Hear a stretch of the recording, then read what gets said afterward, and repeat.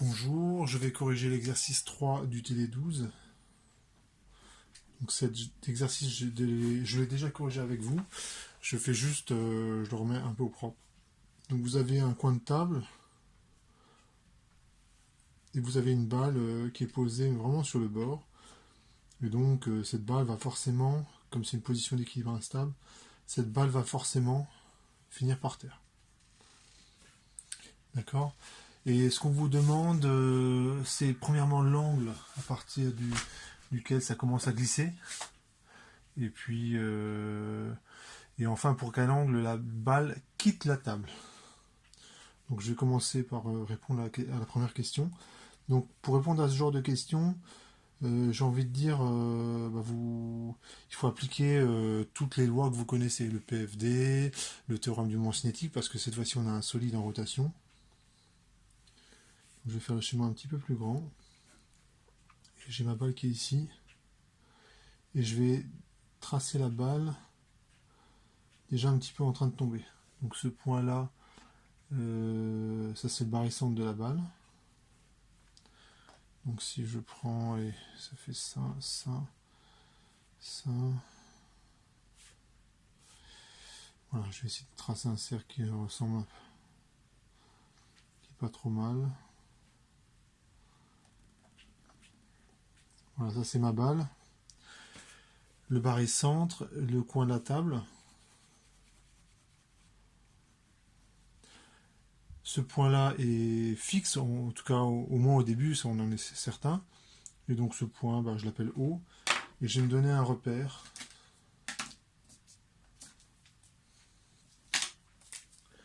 Comme je vais prendre, allez, je prends X comme ceci.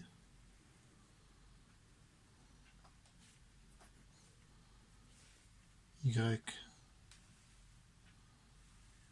comme cela. Et l'angle ici, c'est l'angle θ. Le rayon de la balle, c'est petit a. Bon, c'est marqué dans l'énoncé, donc vous savez que OG, ça vaut petit a. Et je représente ER et Eθ.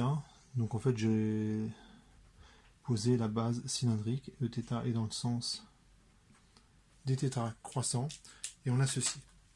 Je vais commencer par donc référentiel. Ouais, ça, il faut le préciser. Terrestre supposé galiléen. Le système que je considère, c'est la balle, qui est insolite cette fois-ci. Le bilan des forces, vous avez le poids et la réaction du coin de la table. Donc le poids, il va être comme ceci. Voilà. Et la réaction de la table, on va montrer que ça fait un truc comme ça. Donc la réaction de la table, c'est pas un vecteur de module aussi grand. Je le fais aussi grand simplement pour pouvoir écrire R ici et que le schéma il soit lisible. Donc voilà. C'est justement l'intérêt d'appliquer les lois, c'est de trouver l'expression de R, la réaction du support. J'applique le principe fondamental de la dynamique au barycentre. Donc c'est la masse de la balle fois l'accélération du barycentre. C'est P plus R. Donc c'est comme si je mettais toutes les forces qui s'appliquent sur mon système si je les mettais au barycentre. Et que je considérais que finalement ma masse, je peux considérer que je la mets uniquement au barycentre et je mets toutes les forces au barycentre. Je fais de la mécanique du poids en fait. C'est ce que je fais depuis le début de l'année. Je vais tout de suite projeter ça suivant la base cylindrique. C'est R seconde moins Rθ point carré 2R point θ point plus Rθ seconde. Petit r, c'est la distance OAG. Z seconde. Ça vaut le poids. Donc le poids suivant E2R, c'est moins mg cos θ. Alors on le voit, θ est petit, et la projection du poids, c'est quasiment suivant E2R, enfin suivant moins E2R. Et par contre, suivant θ, j'ai un plus mg sinus θ, j'ai rien suivant E2Z, E2Z il est vers vous, il est comme ceci. Et la réaction du support, donc je ne m'embête pas, j'appelle R de R la coordonnée suivant E de R du vecteur grand R et Rθ. Voilà, au moins ces notations, elles sont explicites. Il n'y a pas de réaction suivant l'axe des Z. En fait, il ne se passe rien suivant l'axe des Z. Et bien sûr, on simplifie tout de suite. Comme le ballon, il ne se déforme pas, la distance de OAG est toujours la même. Donc ça vaut 0, ça vaut 0. Et petit r, ça vaut, je vais le remplacer par petit a, ici et là. Je vais également écrire une équation énergétique. Donc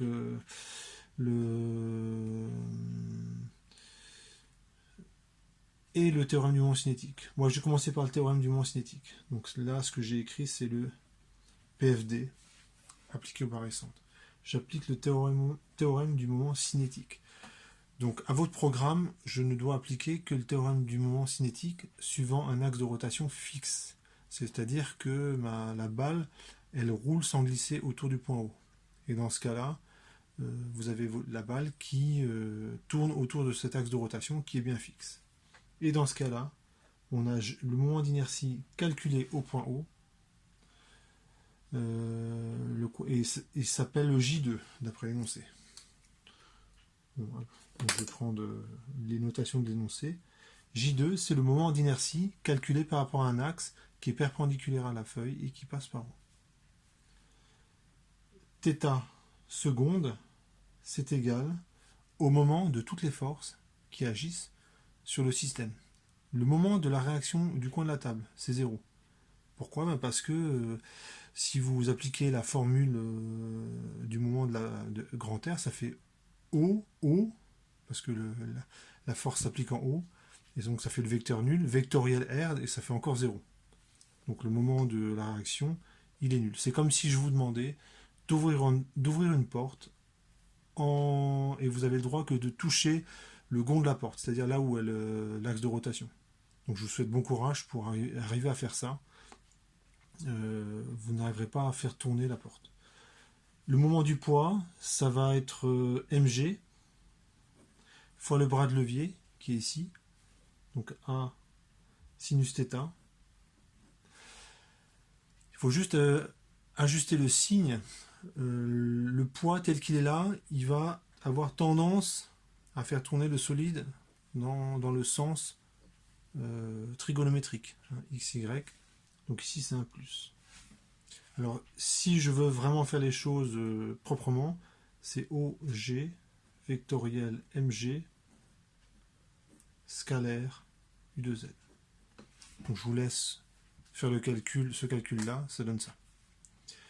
Donc ça c'est le théorème du moment cinétique appliqué au point O, et ça c'est votre programme. Ce qu'on peut faire, c'est aussi, alors ça c'est pas votre programme, c'est le moment cinétique appliqué par rapport à un axe qui passe par le barycentre du solide.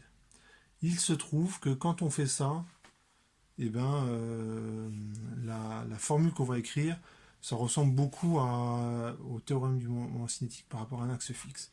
Donc je vais l'écrire, vous allez comprendre. Donc cette fois-ci, je prends un axe qui passe par le centre, par le barycentre de ma balle, qui se trouve ici. La balle, elle tourne toujours avec un angle θ, parce qu'il n'y a pas de glissement ici. La balle, elle ne se met pas à tourner plus vite ou moins vite. Et cette fois-ci, c'est toujours égal au moment de toutes les forces, mais cette fois-ci calculé par rapport au barycentre.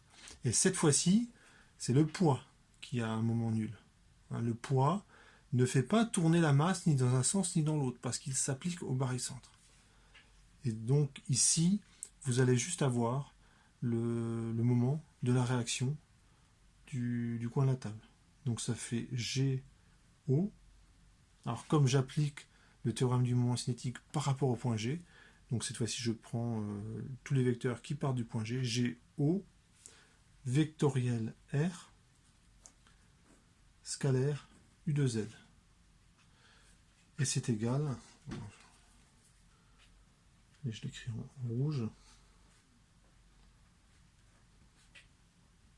Donc ce que j'écris en rouge, c'est pas votre programme, mais il se trouve que ça ressemble tellement que je m'autorise à vous le faire écrire. Donc géo vectoriel R, ça fait, si je projette géo, ça fait moins R, moins A suivant E de R, 0, 0.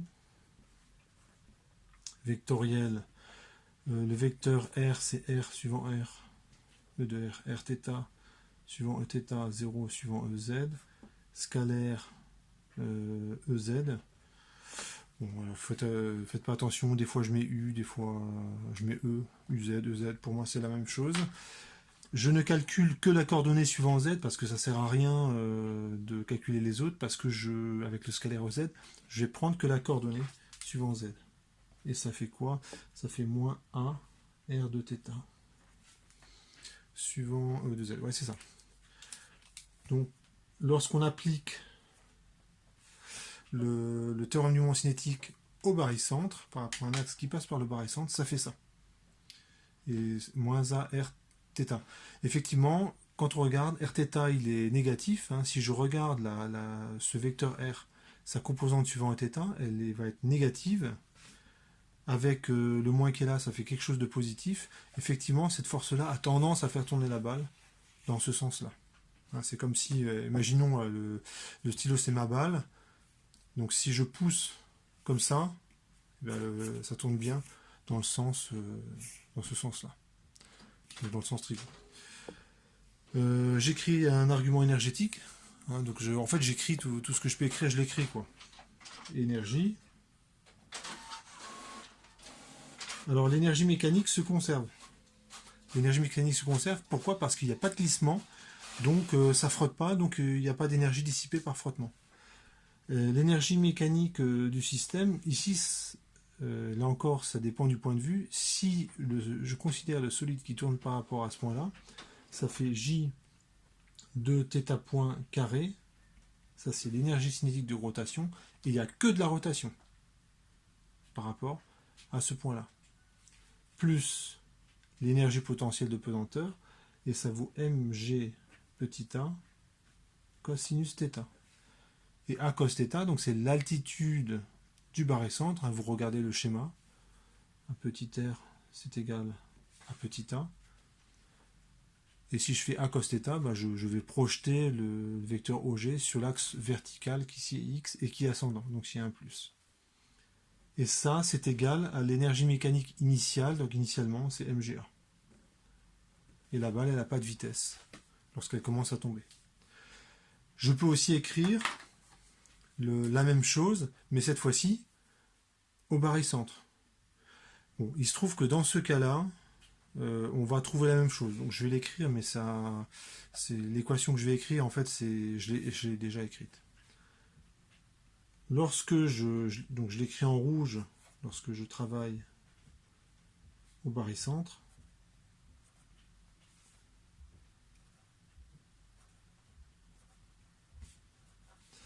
donc c'est 1/2 de J fois G θ point carré. Donc c'est effectivement le ballon tourne autour du barycentre, mais il faut que je rajoute cette fois-ci de l'énergie cinétique de translation. Hein, c'est juste une histoire de point de vue. Hein, je peux voir ce solide-là comme tournant autour de ce point. Dans ce cas, il n'y a que de la rotation, mais je peux voir un peu différemment. Je vois le mouvement du ballon comme une rotation autour de son barycentre, plus une translation du barycentre. Et il se trouve que ce point-là, dans ce cas-là, il est fixe. Donc ici, ça fait 1/2 de m, et la vitesse de ce point-là, c'est a θ point, le tout au carré, plus l'énergie potentielle de pesanteur qui a la même expression, et c'est égal à mga, l'énergie mécanique initiale. Alors pourquoi c'est la même chose? Parce que quand vous regardez l'énoncé, le θ point carré, il apparaît là, et quand je le mets en facteur, en fait, je vais retrouver l'expression de J2. C'est une des indications qui est donnée dans l'énoncé. Donc cette formule-là, elle est équivalente. À celle-là. Donc j'ai écrit tout ce que je pouvais écrire, donc maintenant il est temps de lire la question et d'y répondre. Voilà, j'ai recopié, j'ai fait un résumé de tout ce que j'ai obtenu.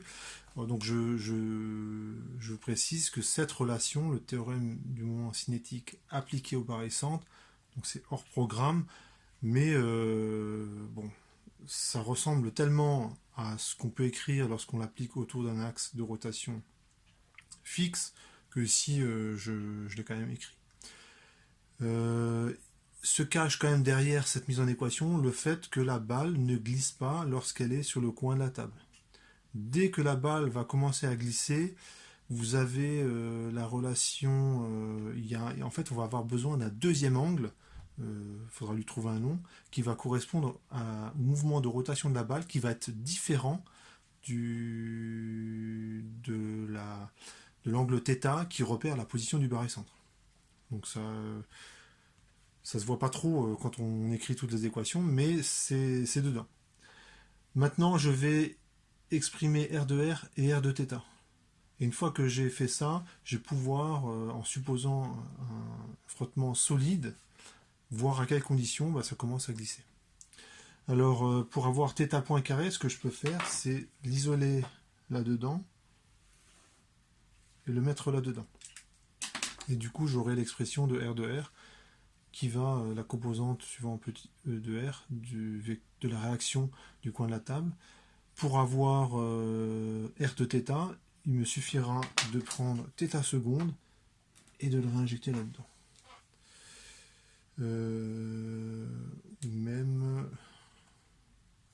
Ou là-dedans. Ça devrait donner le même résultat. Il faudra quand même le vérifier. Donc je vais faire les calculs et puis on aura ce résultat et on pourra dire à quelles conditions ça glisse. Voilà, j'ai commencé le calcul pour gagner un petit peu de temps. Je vous laisse vérifier que c'est bon. Donc j'ai isolé θ point carré ici et je l'ai réinjecté là-dedans. Ça donne ça. J'isole R de R, ça fait mg cos θ moins m de m carré a carré g 1 moins cos θ sur J2, et justement on vous donne l'expression de J2, ça fait 2 tiers de m a carré plus m a carré. Donc ça va bien se simplifier. Il y a mg qui va se mettre en facteur, ça fait cos θ. Dans les termes qui vont simplifier, le a carré qui est là va simplifier avec celui-là que je peux mettre en facteur. Sur toutes les masses, le m au carré, il y a une simplification. Donc je vais avoir 5 tiers. Donc le 3, je le passe au-dessus. Donc plus 6 cinquièmes de cosinus θ moins 6 cinquièmes. Donc je vais vérifier quand même que j'ai pas fait d'erreur. Donc a priori j'ai pas fait d'erreur. Je peux encore simplifier davantage et j'ai l'expression de R de R. Ça fait mg 11 cinquièmes de cosinus θ moins 6 cinquièmes. Je vais faire la même démarche pour avoir R de θ. Donc j'ai deux options. Soit je remplace, j'élimine θ seconde, et disons à partir de cette équation, je le réinjecte là-dedans et j'ai R de θ, ou je le réinjecte là-dedans et j'ai R de θ, et normalement j'ai j'aurai la même expression, sauf erreur. Donc je vais faire le calcul. Voilà, donc j'ai remplacé θ seconde, je l'ai isolé dans cette équation-là, et je l'ai réinjecté dans celle-là, ça donne ça. Donc il n'y a plus qu'à isoler R de θ, et j'aurai son expression. Et comparer à R de R, pour savoir à quel moment la réaction va sortir de cône de frottement, et on va avoir un mouvement de glissement. Donc je vais faire le calcul, R de θ, ça vaut m, donc si je regroupe tous les termes, ça fait du m carré, a carré, g sinus θ. J2, d'après l'énoncé, c'est 5 tiers de m1 carré. Donc ça, il faut l'admettre, hein, je vous le donne. sinus de θ. On a une simplification de... Il y a un m ici qui simplifie, le a carré se simplifie. Le 3/5, je le passe au-dessus. Et on arrive à Rθ, ça vaut moins 2/5 de mg sinus θ. Donc ça, c'est en utilisant cette méthode. Donc j'ai isolé θ seconde, je l'ai réinjecté là-dedans, je trouve ça. Vous pouvez vérifier, je vous laisse le faire en exercice, que si vous isolez θ seconde et vous le réinjectez là-dedans, vous retrouvez la même expression de R de θ. Donc tout ce que j'écris là, c'est cohérent. Donc finalement, l'équation qui est là, elle apporte rien. En fait, elle est déjà, l'information est déjà incluse dans les équations du dessus. Une fois que j'ai fait ça, je peux déjà affiner un peu mon schéma et vérifier à quelles conditions la balle va commencer à glisser lors de sa chute. Donc je vais faire un schéma un petit peu plus grand. Ça, c'est le coin de la table. J'ai ici le barycentre. Donc ce qu'on trouve, c'est que la réaction du support, elle est à peu près comme ça. L'angle θ, il est... Je vais remplacer les angles x et y. Donc ça, c'est y. Là, c'est x. Là, c'est l'angle θ. Et donc, ce que je vois, je vous recopie les expressions de R de R et de R de θ. Ici, c'est moins de 5e de mg sinus θ. Et ici, on a mg 11 cos θ moins 6 sur 5. Donc, ce que vous voyez, c'est que R de R diminue. Donc, cette partie-là, cette projection suivant de R, elle diminue. À un moment donné, elle va même s'annuler. Donc, on est sûr que la balle, elle va décoller du coin de la table. Et R de θ, donc c'est la composante suivant Eθ qui est comme ceci, c'est négatif et ça a tendance à augmenter. Ça augmente, au départ, elle est nulle, et lorsque j'arrive à θ égale pi sur 2, elle est maximale. Mais en fait, la balle, elle quitte le coin de la table avant. Si vous avez le coin de la table. Donc vous avez ce schéma-là. Et pour vérifier que ça glisse pas, eh ben, il faut vérifier que la réaction du coin de la table est bien dans le cône de frottement. Alors vous allez me dire, ça va être un petit peu compliqué d'imaginer sur un coin de table qui est parfaitement anguleux la tangente à la surface. Si mathématiquement, c'est un point anguleux, il n'y a pas de tangente en ce point-là. Alors on fait un petit zoom. Si on zoome ici, on va dire que le coin de la table, il est un petit peu arrondi. Et la balle, elle est comme ceci. Donc si je zoome, ça donne ça. Ce qui fait que la tangente, elle est comme ceci. Et donc le cône de frottement, on va dire qu'il est, je vais le dessiner comme ceci.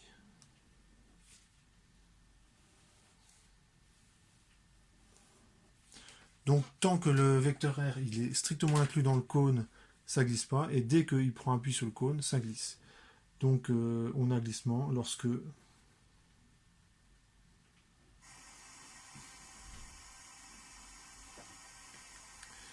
R de θ en valeur absolue, donc comme je sais que c'est négatif, je mets un moins et je suis sûr que c'est positif, c'est F R de R. Lorsqu'on a cette condition-là, eh bien on a glissement. Et à partir du moment où ça glisse, en fait, il faut que j'arrête ma résolution et que je recommence tout à zéro. Il faut que je recommence toute la résolution à partir de cette nouvelle condition, c'est que ça glisse. Ce que j'aurais pu tracer également, c'est θ, je vais jusqu'à pi sur 2, et j'aurais pu tracer moins R de θ sur R de R. Et quand je le trace, ça ferait son expression, c'est en gros du sinus θ sur ce truc-là. Donc je vois que pour une certaine valeur de θ, ce truc-là s'annule, et c'est avant pi sur 2.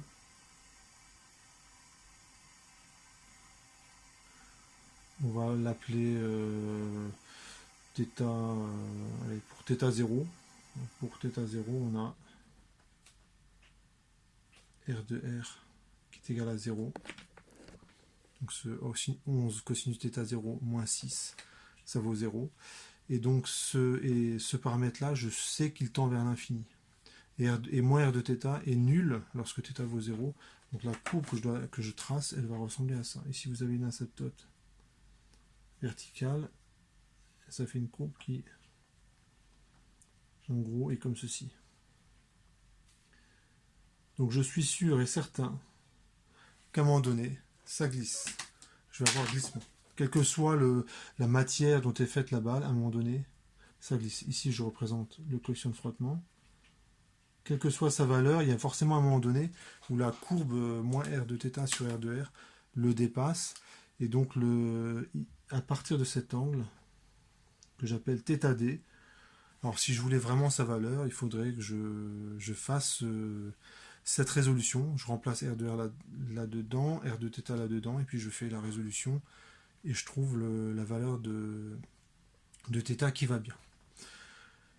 Donc je vais vous donner quelques valeurs dans un instant. Et donc à partir de ce moment-là, on a glissement. Et donc à partir de ce moment-là, il faut que je fasse la réécriture des équations pour continuer la résolution. Donc la courbe correcte, on va dire, c'est bon jusque-là. À partir de ce point-là, je peux tracer la courbe, mais elle ne correspond plus à rien. Parce que les équations ne sont plus correctes. Donc je vais vous donner quelques valeurs pour θd et θ0 pour que vous puissiez voir un petit peu ce que ça donne.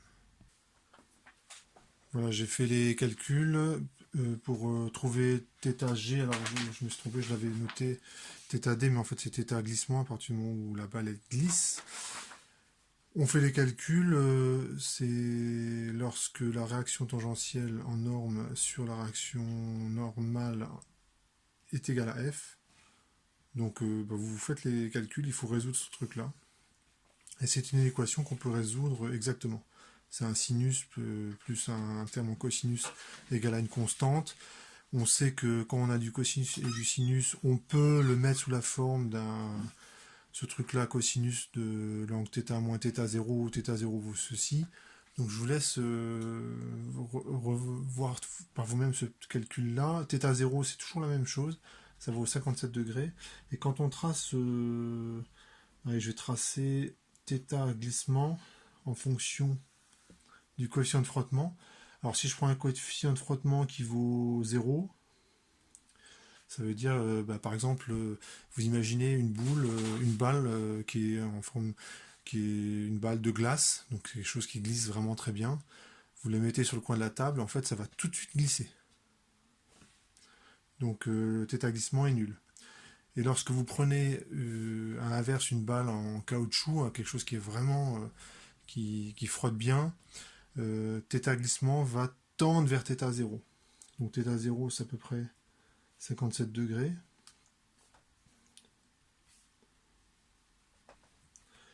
Et bien le θ glissement il varie à peu près. Si je mets 1, je suis à peu près ici. Ça fait une courbe qui est comme ça. Un coefficient de frottement de 1, c'est déjà pas mal. Hein. C'est déjà pas mal. C'est si un coefficient de frottement de 1, si vous prenez une pente qui correspond à peu près à 45 degrés, hein, donc la pente d'un toit, c'est un objet que vous pourriez poser sur le toit, il ne glisse pas. C'est ça un coefficient de frottement de 1. Pour que vous voyez un petit peu à quoi ça correspond. Et donc θ glissement, c'est ce truc-là. Et à partir de cet angle-là, il faut que je réécrive les équations depuis le départ. Donc ici, on aurait plutôt par exemple une balle de basket. Je pense qu'on a facilement un coefficient de frottement qui dépasse 1. C'est quand même bien adhérent. Et donc dans ce cas, on a presque l'angle de glissement qui est égal à l'angle de décollage qui vaut θ0, qui vaut 57 degrés, presque 60 degrés. Donc on est sûr, hein, de toute façon, on est sûr que lorsque la balle arrive à peu près à ce niveau-là, on est sûr que ça décolle. Alors ça peut-être commencé à glisser avant ou pas, on ne sait pas. Ça dépend, en fait, ça dépend du coefficient F. Je vais refaire la mise en équation, cette fois-ci en tenant compte du glissement. Et là, par contre, la résolution par le calcul, ça va être un petit peu compliqué, je ne pourrai pas la faire. Donc vous imaginez maintenant, donc on a glissement en haut. Donc ce qui change par rapport à tout à l'heure, c'est que j'ai besoin de deux angles cette fois-ci.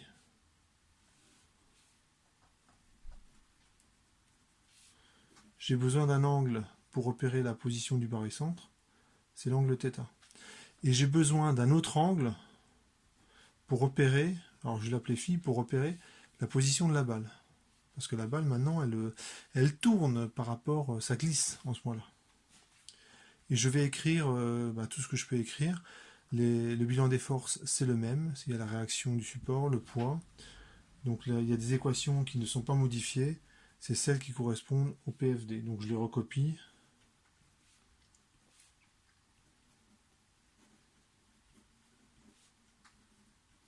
Ces équations, donc ça c'est le PFD suivant E2R, ça c'est le PFD suivant Eθ.